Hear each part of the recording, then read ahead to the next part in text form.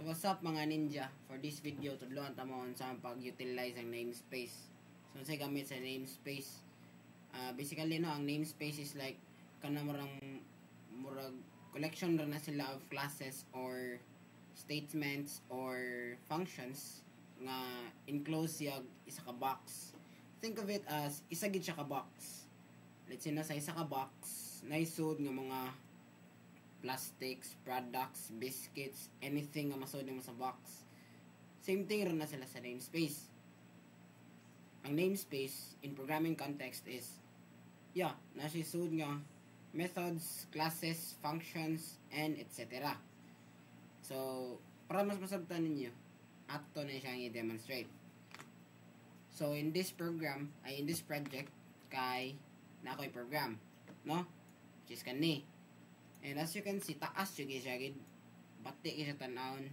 If ikay mag-code ni although dili ka maglisod og debug since gamay ra man ni, kapoy mo scroll gud, no? Kay tag-as kayo ba? So para mas malimpyo na siya tanawon, mas tindo siya tanawon, mas hanay, ato na silang i-separate og file, no?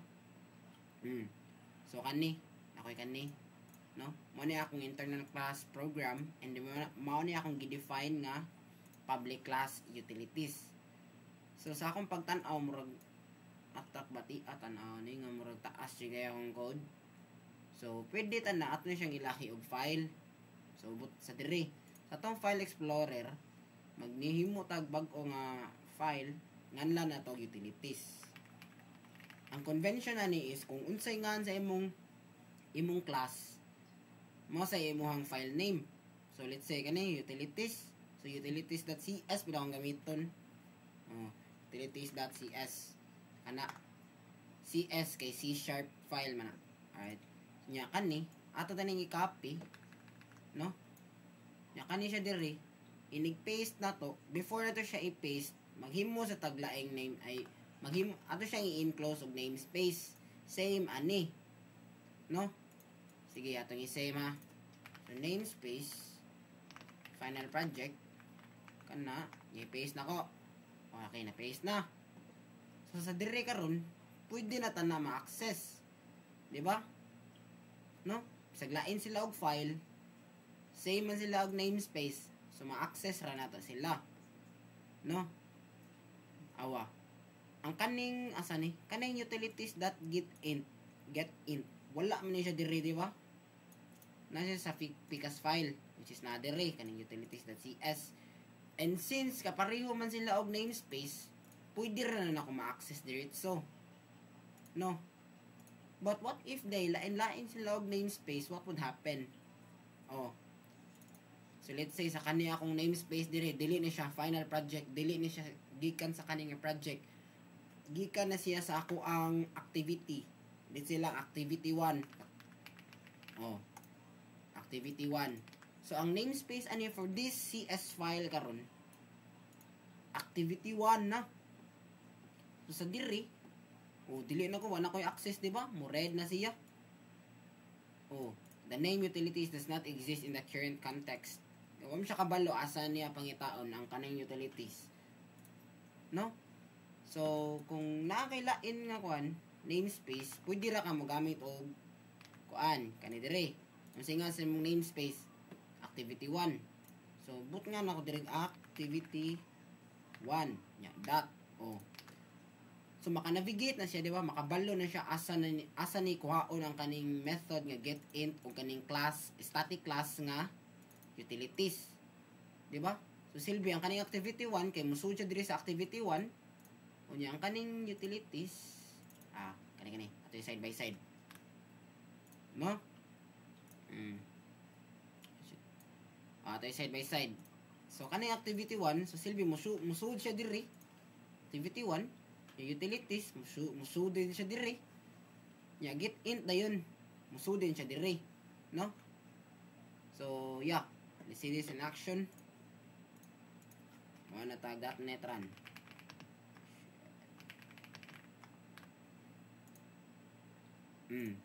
Di ba? Please enter number of questions, which is also, sige, butang na to diri. In which, di-call na to ang kaninga function. Di ba? So like while true, console.write that prompt ay console write nga prompt nya kung prompt is please enter number of questions man. So mo sa to ni write po siya kani no. So let's say lang mo type ta og H O error di ba. So 4 oh generate na siya 4 question kaya ato man siyang gi-loop din yeah. So napoy laing pamaagi aning namespace. Let's say lang nga fuck sa muka ning activity 1 kani diri ba di ko ganahan nga nani siya diri.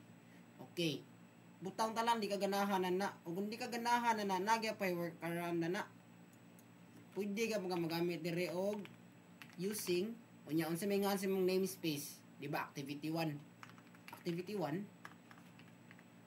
na pwede ka ginana nya kan ni pwede na nimo i-reason di ba angas kayo kay nana siya context nga asa ka mangita sa imong mga file. So kaning activity 1 kay namespace man siya karon. So kaning whole activity 1 mura ni siya bitaw gi-add nimo siya diri sa whole file diri. Kaning current workspace nato karon silbi it's as if nga kaning activity 1 nga namespace ato siyang gibutang diri sa atong program.cs no mura siya ginana yeah mo siya ginana no mo siya ginana diha nga mo siya gibutang diha yeah mura siya ginana kaya import and sige ato ning try na tong human ang kaninga activity no ay kaninga project. So let's say lang kani di ba mo generate raman to siya questions karon nato ning ansiran no. So in answer is equals to console dot get int id sa utilities dot get int nya wakoy prompt kay kuan raman mga yoram kog answer nya if ang answer kanina ko is if answer is input answer nya kani siya diri mo ni siya ang correct nga answer which is answer rand 1 plus rand 2 grabe so if ang answer is dili ka pareho sa input answer or rather balihon na to kay para mas masabtan answer at equals answer then pwede na sad ta mo gamit aning utilities no nga write error kani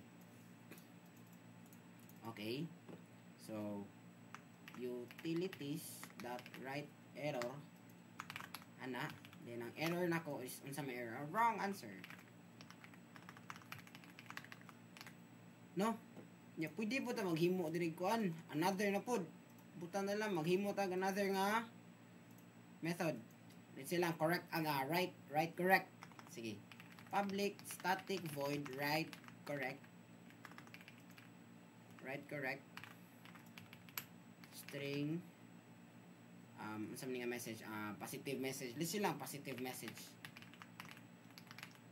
no nya unsa may color sa atong positive nga message let's say green so green nya copy lang tani ano so i-set niya green unya iya din nang i-print into green nya i-reset din niya ang color yes ana mo na if kana nya i-break din ato ay di continue na day continue kana tapos utilities dot right correct hey you got the right answer ana no so na nya ato na ningiran no alright enter number of questions. Let's say lang, nasayop kung type da. I meant to type 4. 4. Question number 1. 1 plus 6 is pila man na? 7. Hey, you got the right answer. Anya, let's say lang 9. Wrong answer, bitch. Wrong answer. Yeah. Na. So, yeah. Ako rin yung ipakita is saan paggamit ang namespace, maka-add ba ka, saan pag-access. So, ato lang ibalik, no? Instant nga activity 1, since part niya pinis ito ang final project. So, final project. Yeah, din ta magamit aning using diri since wala man tay activity 1 nga namespace. And then, since kapareho man sila nga namespace, kaning final project o final project, ang kaning utilities, kaning mga utilities diri, kani o kani, dili na sila mag-need og mga preceding nga mga names and namespaces. Yes. Ina na. And bye. If na kay pangutan na i-chat na ko kay ato na i-clarify. Wa ko kasabot unsa akong i-explain diri and